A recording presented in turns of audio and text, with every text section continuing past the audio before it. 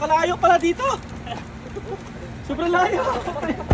Airport na pala ito. Oh, kamusta kayo? Ano kayo? Marami doon sa taas, di ba nababa? Marami pa kayo? 15, siguro kami. 15 kayo? Dapat pinababa ko na lahat para maganda. Bababa na sila. Okay namin, sir. Sakto, dami-dami pang isda. Taga saan kayo sa ating boss? Iba mo kami. Rizal boss, Rizal boss. Mga Manilahi pala ito lahat. Pero may mga Muslim dito. Nagme-message ako sa'yo kung kabayan eh. Nagme-message ka sa akin.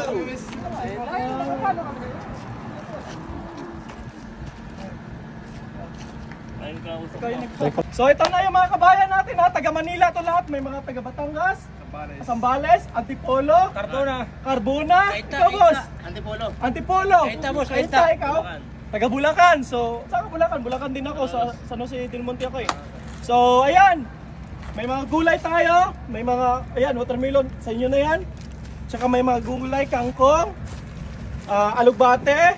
Kasi marami kayo. O ito isda, kunin nyo na lahat itong mga isda na to. Sa inyo na yan lahat. Sige, kunin nyo na to. May malaking tuna yan. Kaya na kumuha. Ilagay nyo na sa lagayan nyo. Ayan. O diba, bitbitin nyo lang isa-isa. Ayan o. Ayan. Ang nagwagi o. Ayan. Yan. Ito, alokbate.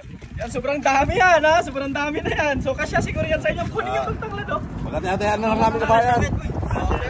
May kami magic sarap. Magic sarap yung Magic. Sticker. Sticker ha. Bigyan ko 1, 2, 3, 4. Bigyan ko yung 4 ha. Pampalasa pa. Ayan, may pampalasa pa. So ayan na sila ha. Ayan na sila si kabayan na. Nabigyan na namin sa panglayo ng location.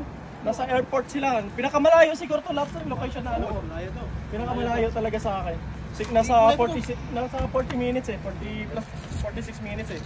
So okay na, boss. Ano masasabi nyo, boss? Thank you. Maraming salamat. Shout out dyan. Mga taga Cardona.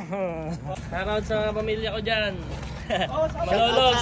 Kasama ko. Ang lift sa inyo lahat. Shout out sa mga taga San Antonio, Ugbon, Nabua.